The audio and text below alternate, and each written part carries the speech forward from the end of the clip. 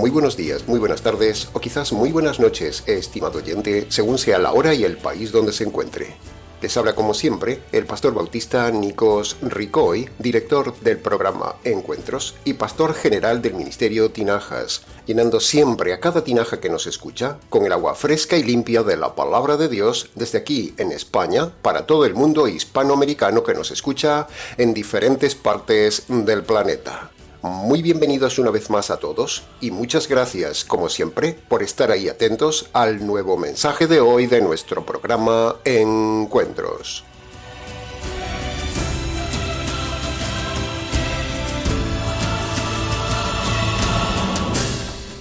En nuestro habitual programa semanal Encuentros, unas veces tocamos el cielo con mensajes de revelación, otras veces denunciamos las sectas, otras veces derribamos a los falsos predicadores, otras veces enseñamos la correcta doctrina, otras veces tocamos el importante tema del divorcio, otras veces respondemos a temas que nos consulta la gente por correo en la consejería pastoral, y otras veces repasamos cosas muy importantes y necesarias como lo haremos en el día de hoy.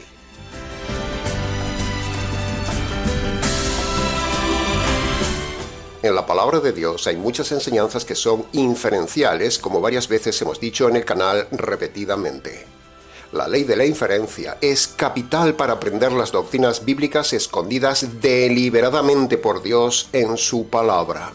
Esas verdades están ahí para que sean descubiertas por los valientes, los buscadores, los interesados, los diligentes y por los que se esfuerzan. Por medio de la ley de la inferencia, aprendemos de parte de Dios la mayoría de doctrinas que no se dan de forma versicular.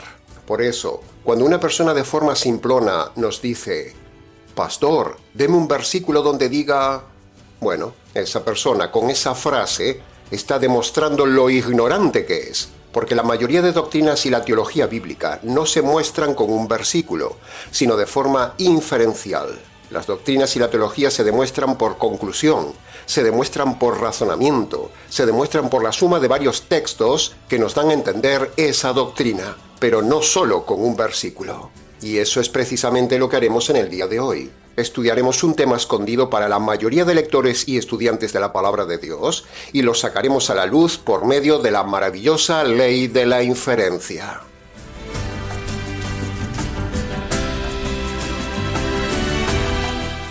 En este ministerio apologético, el Ministerio Tinajas, hemos llegado a la conclusión que, tanto la ley de la inferencia como la metodología de las parábolas, ambos son dos sistemas diseñados deliberadamente por Dios. Primero, fueron diseñados como filtros para ver el que busca del que no busca. Y segundo, la ley de la inferencia y las parábolas fueron diseñadas para que el hombre se esfuerce estudiando la palabra de Dios. Creemos firmemente en esta tesis, que esta es la intención de Dios. Porque si Dios quisiera decirnos las cosas de forma muy clara, directas y simples, primero, Él sencillamente lo hubiera hecho así. Hubiera dicho las cosas muy sencillitas, directas, claritas, versiculares y fáciles. Pero no lo hizo así, eso es evidente. Segundo, si Dios nos dijera las cosas muy sencillas y claras, no valoraríamos lo que aprendemos. Tercero, si Dios nos dijera las cosas muy sencillas, claras y directas, no habría esfuerzo ni entusiasmo ni desafío del hombre en la prospección de las profundidades marinas de la palabra de Dios. Y cuarto, vemos que la ley de la inferencia y el método de las parábolas sencillamente son la voluntad y el diseño deliberado de Dios para que el hombre estudie la verdad. Ahora, como definición, digamos que la parábola es una ilustración de la vida diaria con la cual se saca una enseñanza espiritual, así de sencillo. Y como todos sabemos, Jesús mismo diseñó muchas parábolas diarias para dar diferentes enseñanzas espirituales. Y en el Ministerio Tinajas, siguiendo el modelo del Señor, también hemos diseñado una parábola única para enseñar el aspecto jurídico de la salvación. Hemos diseñado la parábola del delincuente ante el juez, que varias veces hemos dicho en el canal. La ley universalmente llamada la ley de la inferencia es aquel método por el cual, juntando varias partes de la palabra de Dios, sacamos una conclusión. Esa es la definición. Ya sé que usted estará esperando que le ponga ahora mismo ejemplos de esto que decimos, Pero en lugar de ponerle aquí varios ejemplos de la ley de la inferencia, el mismo tema de hoy será un clarísimo ejemplo de cómo usar la ley de la inferencia.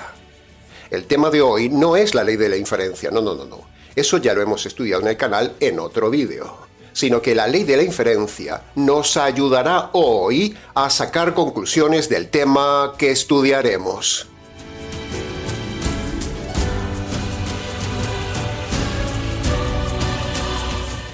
Hace algún tiempo ya hemos hablado algo en el canal de este tema que tocaremos hoy, pero en su día, cuando lo tocamos, lo hemos hecho desde otro ángulo diferente al de hoy. En su día lo hemos hablado desde el ángulo de los dos evangelios que vemos en el Calvario. Pero hoy estudiaremos solamente el ladrón salvo del Calvario. Yo diría que el ladrón salvo del Calvario tiene una de las enseñanzas teológicas más grandes e importantes y capitales de toda la Biblia. Y esto lo confirmaremos con el estudio de hoy. Bien, como el tiempo corre y el tema es largo, entremos en materia. El estudio de hoy lo hemos tomado de Lucas capítulo 23, versículo 41 al 43, y lo dividiremos en varios puntos de análisis para su mejor comprensión.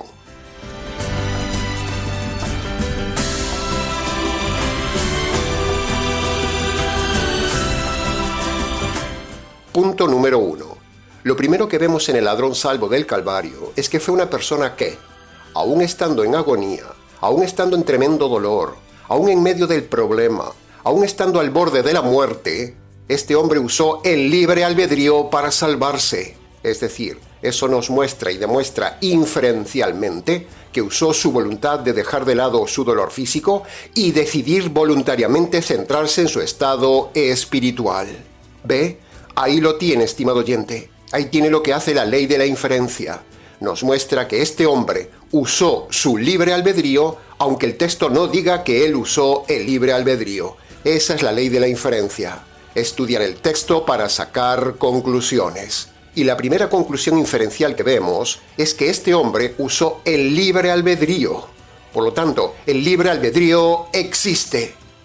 Imagínese el escenario del Calvario. Sin embargo, en lugar de quejarse, en lugar de llorar, en lugar de solo gritar y gemir de dolor, en lugar de pedir ayuda y en lugar de simplemente esperar la muerte, este hombre usó el libre albedrío, usó su razón y usó su conciencia para salvarse. El ladrón de la cruz es una bofetada a los necios calvinistas reformados que dicen que el hombre no tiene libre albedrío. Pero aquí vemos que sí existe libre albedrío por medio de la ley de la inferencia. El ladrón decidió en su libre albedrío buscar al Señor. No fue el Señor que buscó al ladrón, no. Lea usted el texto y verá que el Señor no buscó al ladrón. Es más, el Señor ni se dirigió a él. Jesús no le dijo ni una sola palabra a ningún ladrón. Pero según la teología falsa herética calvinista reformada, para que alguien se salve, Dios busca primero al hombre. Pero aquí vemos todo lo contrario. Vemos que Jesús, que es Dios, no busca al ladrón, sino que es el ladrón quien busca en su libre albedrío al Señor para salvarse. Por lo tanto, por la ley de la inferencia, una vez más, aquí se confirma que la salvación está en manos del hombre, no en manos de Dios. Es el hombre quien decide salvarse. Y esto que decimos lo vemos claramente en los dos ladrones. Uno decide en su libre albedrío salvarse, y el otro decide en su libre albedrío perderse. ¿Se da cuenta, estimado calvinista reformado, que el Calvario derriba a Calvino? Se lo repito, el Calvario derriba a Calvino. Bendito libre albedrío que aplasta la doctrina hereje de los herejes calvinistas deformados. Tenga cuidado, estimado oyente, si usted está yendo a una iglesia independiente, a una iglesia calvinista, a una iglesia reformada, presbiteriana, luterana o incluso bautista de tendencia calvinista, o cualquiera de esas que niegan el libre albedrío. Aquí, por la ley de la inferencia, vemos claramente que cada uno de los ladrones decide libremente su destino eterno. Así que, doctrina calvinista derribada y doctrina de la inferencia ensalzada. Punto número 2.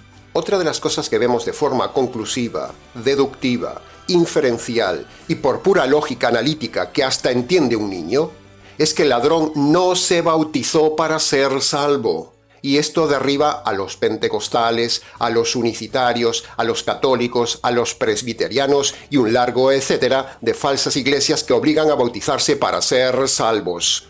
El bautismo no salva a nadie, señores. El agua no afecta a lo espiritual. Usted puede bautizarse 100 veces, que jamás será salvo, porque la salvación, veremos hoy, es por medio de la conversión, no por medio de una mojadura de agua sobre cuerpos y menos hecha por pastores y sacerdotes falsos. Hay que ser muy necio para creer que algo material como el agua tiene poderes espirituales o tiene un efecto espiritual en la persona. Eso se llama superchería religiosa y eso es pecado. Bautizar para salvar es pecado. Bautizar para el perdón de los pecados es pecado. Por cierto, si el bautismo no salva, entonces, pastor, ¿por qué mandó Jesús bautizarse? Pues muy sencillo, estimado oyente. Primero, el bautismo se hace si se puede.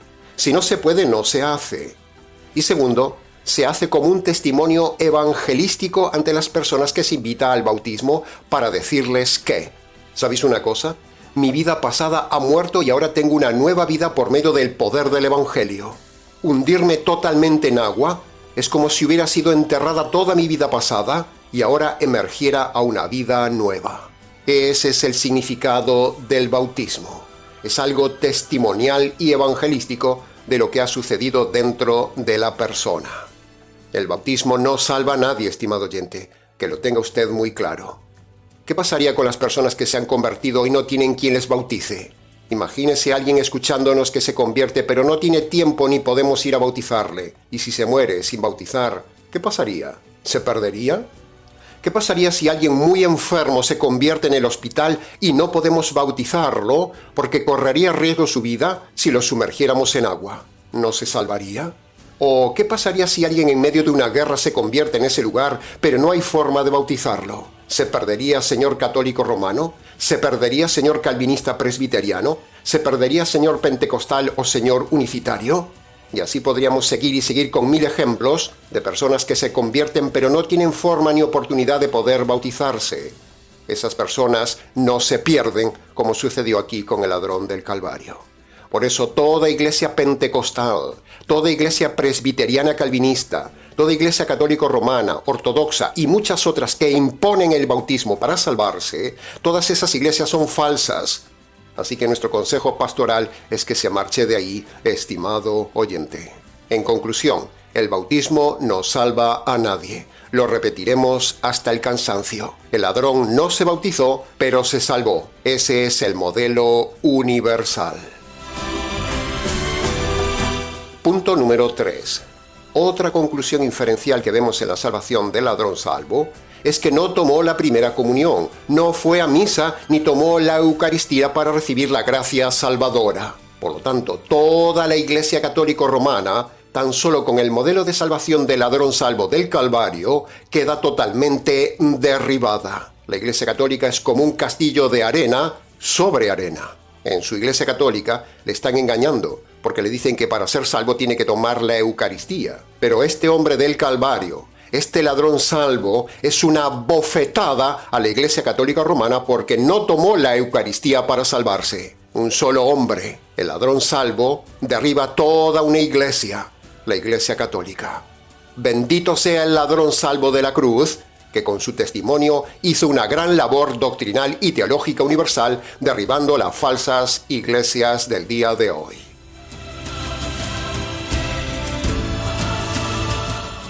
Punto número 4. Otra conclusión inferencial al estudiar el relato de Lucas capítulo 23 sobre lo que hizo y dijo el ladrón salvo es que este hombre no habló en lenguas, señores pentecostales. Sí, ha oído bien. Si se fija, usted sacará la conclusión que decimos, la inferencia, la deducción y el razonamiento lógico que, para salvarse, este hombre no necesitó hablar en lenguas. Argumento contundente. Así que aquí hay otro argumento en contra de la falsedad de miles de iglesias pentecostales que enseñan que para recibir el Espíritu Santo es necesaria una experiencia posterior a la conversión, pero el ladrón no tuvo tiempo para una experiencia del Espíritu Santo posterior, ni para hablar en lenguas para ser salvo. En primer lugar, las lenguas pentecostales son obra del enemigo. Sí, escúchelo bien, son obra del enemigo, no son de Dios. En segundo lugar, el don de lenguas es el don de predicar en otros idiomas sin estudiarlo, y eso ya no existe, ese don ha sido abrogado. Y en tercer lugar, esas lenguas no son más que un caos que da vergüenza. Y como muchas veces pasa, llegados a este tema de las lenguas, siempre cuento el mismo ejemplo experimental. Eras una vez un pastor pentecostal que vino a hablar conmigo y entonces, al momento de saludarle, yo empecé a decir cosas raras con mi boca. Empecé a hablar en lenguas, entre comillas. Empecé a inventarme frases raras. Empecé a decir cosas sin sentido al estilo de los pentecostales. Entonces, cuando acabé de hacer ese teatro, el muy necio pastor pentecostal, que por cierto viajaba llevando su mensaje a varias iglesias de diferentes países, me dijo: «Oh, pastor, usted está bendecido por Dios. Usted es un hombre espiritual». Me quedé mirándolo y le respondí: ¿sabe una cosa? Me lo he inventado todo para demostrarle que usted es un impostor y no un pastor. Entonces se levantó y se marchó. Así son los falsos e ignorantes pentecostales del día de hoy. Del tema de los pentecostales tenemos también un vídeo en el canal titulado Pentecostales. Ahí desmontamos la teoría de las lenguas. Por lo tanto, dicho esto, otra deducción inferencial tomada del ladrón salvo de la cruz es que no dijo ni una sola palabra en lenguas, pero se salvó. La conclusión es que no se necesita hablar en lenguas para salvarse. Argumento derribado y una bofetada más para la falsa iglesia pentecostal. Punto número 5. El ladrón salvo no repitió ninguna oración de fe ni aceptó a Jesús en el corazón. Esta es otra conclusión que nos da el ladrón salvo del Calvario contra toda iglesia y todo pastor que impone, que enseña y practica la falsa oración de fe. Cuando el ladrón salvo empezó a hablar, ni Juan, que estaba a los pies de la cruz, ni María, la madre de Jesús, ni Jesús mismo le dijeron de repetir una oración de fe a ningún ladrón. ¿Qué hubiera hecho cualquier falso pastor del día de hoy? Pues sencillo, viendo la ocasión de muerte, les haría repetir una oración de fe para engañarles que con eso serían salvos. Pero el ladrón de la cruz no repitió ninguna oración de fe ni aceptó a Jesús en el corazón, porque la oración de fe es un invento americano, no es algo bíblico. Si Juan, que estaba a los pies de la cruz, escuchó a Jesús que le dijo que cuidara a su madre, entonces Juan también pudo haber oído lo que decía el ladrón y acercarse a él para guiarlo a una breve oración de fe. Pero Juan no lo hizo y Jesús tampoco. Eso nos demuestra y derriba a miles de pastores falsos que en el día de hoy practican la falsa, americana y diabólica oración de fe. Si usted ha repetido una oración de fe, estimado oyente, usted es un perdido. Si usted ha enseñado la oración de fe a otros, usted es un engañador y un guía de ciegos. Si usted practica la oración de fe en su iglesia, en su evangelismo o donde sea, usted está engañando a la gente. Toda persona que ha hecho una oración de fe está perdida porque así no se salva a la gente, así no se perdonan los pecados como vemos inferencialmente aquí. Aquí vemos claramente, inferencialmente, deductivamente, contundentemente, que para salvarse este hombre no tuvo que repetir ninguna oración de fe ni aceptar a Jesús en el corazón. Por lo tanto, argumento inferencial contundente de que el ladrón en la cruz es el modelo de salvación universal y que no necesitó ninguna oración de fe, y eso nos enseña que la oración de fe es falsa, no salva a nadie. Punto número 6. Otra enseñanza inferencial de este hombre salvo del Calvario, a través del cual Dios nos enseña, es que si este hombre se salvó in extremis, o sea, a falta de un minuto para morirse, eso debe dar esperanza a toda persona para poder salvarse si usted ahora mismo está también en una situación in extremis. Aproveche que aún tiene vida, estimado oyente. Aproveche este mensaje para salvarse por medio del mismo método del ladrón salvo que luego expondremos al final del mensaje. tenga cuidado esa persona que piensa que puede salvarse un minuto antes de morirse, porque Dios le puede parar el corazón ahora mismo, le puede quitar la vida ahora mismo y usted no poder convertirse en el futuro. O sea, este tema de salvarse en el último minuto es una espada de doble filo. Por un lado, es esperanza para el que está en agonía de muerte, pero por otro lado, es peligro para el que espera al filo de la muerte para salvarse. Así que, sálvese hoy mismo, estimado oyente. No deje para mañana lo que pueda hacer hoy. Si bien Dios maravillosamente da tiempo y paciencia hasta el límite de la vida, bueno sería que no abuse de la paciencia de Dios y se convierta usted antes de que Dios le quite la vida. Esto es lo que también inferimos de este hombre del Calvario. La paciencia de Dios hasta el último minuto de vida. Punto número 7. Otra enseñanza clarísima que inferenciamos del ladrón salvo del Calvario es que este hombre no fue nunca a ninguna iglesia, es decir, no se congregó nunca. Sin embargo, se salvó. ¿Se había fijado en esto, estimado oyente? Por lo tanto, eso nos enseña que usted no tiene que congregarse en una iglesia evangélico-cristiana, ni ir a una iglesia católico-romana para salvarse. No hay que congregarse para salvarse, estimado oyente. Aquí está claramente demostrado. El ladrón no se congregó para salvarse. Congregarse es un montaje de los pastores sacadinero y una manipulación del pasaje de Hebreos capítulo 10, versículo 25, donde ahí no dice nunca que hay que ir a la iglesia para congregarse. Ahí solo dice que hay que congregarse, pero no dice que hay que ir a la iglesia a congregarse. En el pasaje de Hebreos solo se estaban congregando los convertidos, no los perdidos. Y por otro lado, se congregaban en las casas, no en iglesias ni edificios. Por lo tanto, cuando su pastor le presiona y le presiona a no dejar de congregarse en su edificio, ese lobo le está manipulando. Está usando un pasaje fuera de contexto para engañarle y para sacarle el dinero. Es verdad que hay que congregarse, pero solo con las condiciones bíblicas. No congregar a todo el mundo, no juntar cabras con ovejas, no meter a la gente en un edificio, no para cantar, no para tirarse al piso, no para gritar, sino que en Hebreos se congregaban para animarse los convertidos que se escondían de los perseguidores del cristianismo. Por eso el apóstol les anima a congregarse, para animarse. No era para salvarse, ni para cantar, ni para llevar el diezmo. En fin, ya hemos hablado también de este tema muchas veces en el canal. Entonces, lo que sí destacamos como ley y enseñanza inferencial de esto es que el modelo universal del ladrón salvo nos enseña que él fue salvo sin congregarse ni una sola vez. Por lo tanto, eso demuestra que no es necesario congregarse para salvarse. Argumento irrefutable contra los pastores y sacerdotes ladrones del día de hoy que chantajean a la gente con eso de «Hermano, no deje de congregarse». ¿Sabe una cosa, estimado oyente? No vaya. Le están engañando para sacarle el dinero. Fíjese qué diferencia de enfoque entre lo que ellos enseñan y lo que nosotros enseñamos. Punto número 8. En cuanto al otro ladrón, al ladrón perdido, aprovechemos para decir que también tenemos una enseñanza inferencial de parte de este ladrón. Y esa enseñanza es que el ladrón perdido solo pidió salir del problema físico. Lo único que le importó fue la salud.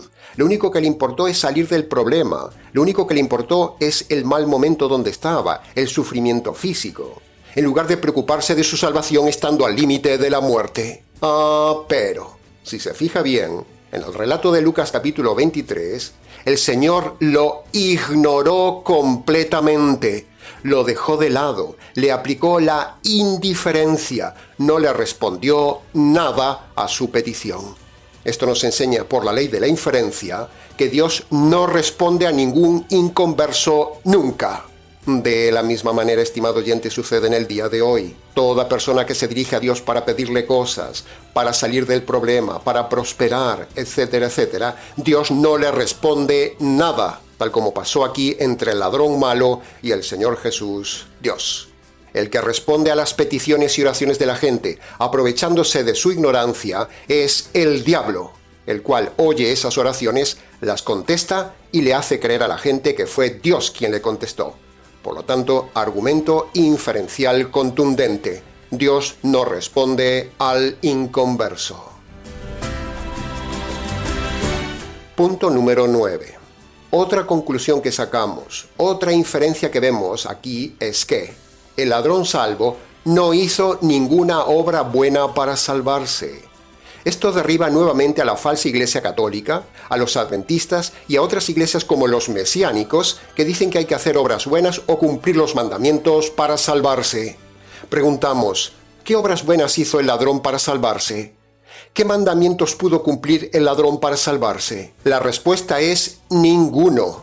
Por lo tanto, la conclusión deductiva inferencial es que no hay que hacer obras buenas para salvarse, ni cumplir los 10 mandamientos, ni amar a Dios sobre todas las cosas, ni esforzarse por amar al prójimo, ni cumplir los mandamientos de la Iglesia, ni hacer obras de caridad, ni obras buenas, ni ayunos, ni vigilias, ni diezmos, ni sacrificios, ni sacrificar la vida en un monasterio, ni en un convento, ni nada de nada. Todo eso no salva. La salvación no es por obras buenas, es solo por medio del Evangelio, como veremos al final del mensaje. Punto número 10. Otra inferencia que vemos de la salvación del ladrón salvo es que, en las palabras de Jesús al ladrón, vemos que no lo envió al purgatorio para purgar sus delitos antes de entrar al cielo. No. En la enseñanza de la Iglesia Católica Romana, este hombre tendría que haberse quedado en el purgatorio a purgar sus delitos, pero Jesús lo lleva directamente al paraíso con él. Por lo tanto, por inferencia, el purgatorio vemos que no existe. Este detalle de hoy estarás conmigo en el paraíso derriba la falsa doctrina del purgatorio de forma contundente. No hay purgatorio, estimado católico. Lo que hay es solo cielo o infierno, salvación o condenación. Por cierto, ¿a dónde irá usted, estimado oyente? Y punto número 11 de nuestro estudio inferencial de Lucas capítulo 23 es este. El ladrón salvo se salvó porque cumplió los 2 requisitos universales de toda la Biblia para salvarse. En primer lugar, si usted se fija con atención, el ladrón salvo reconoció de forma concreta al menos que merecía estar ahí, reconoció también sus delitos de malhechor y reconoció que era culpable. Eso sería la primera condición. Eso sería el arrepentimiento de Marcos capítulo 1, versículo 15. Pero, espere un momento. Fíjese un poco más adelante y verá que ahora viene el segundo requisito para salvarse, el tema de la justicia de la cruz. Cuando el ladrón salvo dice, ningún mal ha hecho, ahí, por la ley de la inferencia, el ladrón está diciendo que este hombre es inocente y le está cayendo una justicia que no merece. ¿Ve? Ahí lo tiene, estimado oyente. Ahí tiene de forma subyacente la segunda condición para salvarse que dice Marcos capítulo 1, versículo 15, el Evangelio. Es decir, la justicia caída sobre el Señor Jesús, el inocente. Por eso decimos siempre que es fascinante, realmente fascinante el estudio inferencial, para que aquí podamos ver cómo la salvación de este hombre es solo por obedecer en su libre albedrío los 2 requisitos universales para la salvación. Primero, reconocer las injusticias. Y segundo, reconocer que el Señor Jesús recibió una justicia que no merecía. Aquí tiene, estimado oyente, esta múltiple enseñanza inferencial del día de hoy. Es asombroso, es admirable usar la ley de la inferencia para sacar las riquezas coralinas de las profundidades de la palabra de Dios.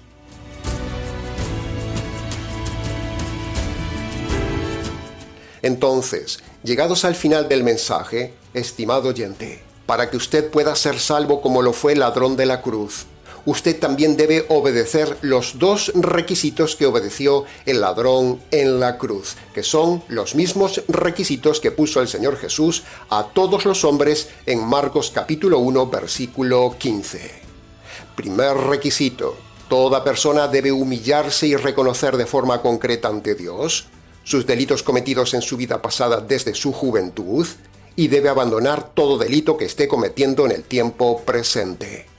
Este requisito se llama el arrepentimiento. Sin la humillación del arrepentimiento, nadie será salvo. El segundo requisito para salvarse es tomar el Evangelio. Tomar el Evangelio tiene 3 partes. Primera parte, toda persona debe reconocer ante el Señor, como lo hizo el ladrón salvo, que merece recibir la justicia divina por sus pecados cometidos en su vida.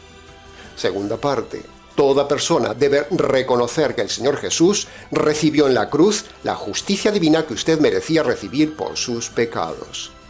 Y tercera parte, toda persona debe tomar para sí misma, por medio de la fe, esa justicia divina que le cayó al Señor Jesús en la cruz. Cuando toda persona obedece cada parte de estos 2 requisitos universales que cumplió el ladrón salvo del Calvario, y que también fueron puestos por el Señor Jesús para salvarse en Marcos capítulo 1, versículo 15, a esa persona le serán perdonados todos sus pecados y un día después de la muerte tendrá acceso al reino de los cielos. Así que le invitamos, estimado oyente, a que vaya a su habitación, cierre la puerta y allí, en el secreto de su habitación, descálcese ante Dios en señal de reverencia y, si puede, póngase en sus rodillas y en la sencillez de sus palabras, tal como le salga, obedezca allí las 2 condiciones que el ladrón salvo obedeció, que el Señor Jesús mismo también manda en Marcos 1:15 y que le hemos detallado hace un momento. Luego, antes de levantarse de esas rodillas, dele gracias al Señor por su paciencia sobre usted y por mostrarle el verdadero mensaje de salvación por medio de este programa. Luego, si quiere, escríbanos. En conclusión de este mensaje, el ladrón salvo de la cruz es el modelo universal de salvación de Dios para todos los hombres. Aquí, en Lucas capítulo 23, con el modelo del ladrón salvo, tenemos lo que se necesita y lo que no se necesita para ser salvo. Tenemos lo que hay que hacer y tenemos lo que no hay que hacer para salvarse, que conste en acta. Y hasta aquí, estimado oyente, con el mensaje intenso del día de hoy. Mucho más se pudo haber dicho del tema, pero con lo dicho fue suficiente para su reflexión. Para preguntas del tema, comentarios, consejería pastoral o para hacer una donación al ministerio, escríbanos al correo ministeriotinajas@gmx.es. Les ha compartido una vez más la verdad, solo la verdad y nada más que la verdad del tema, el pastor bautista Nikos Ricoy desde Valencia, España, para todos los oyentes hispanoamericanos. Será entonces con el gusto de siempre, hasta nuestro próximo mensaje, aquí en nuestro habitual programa Encuentros.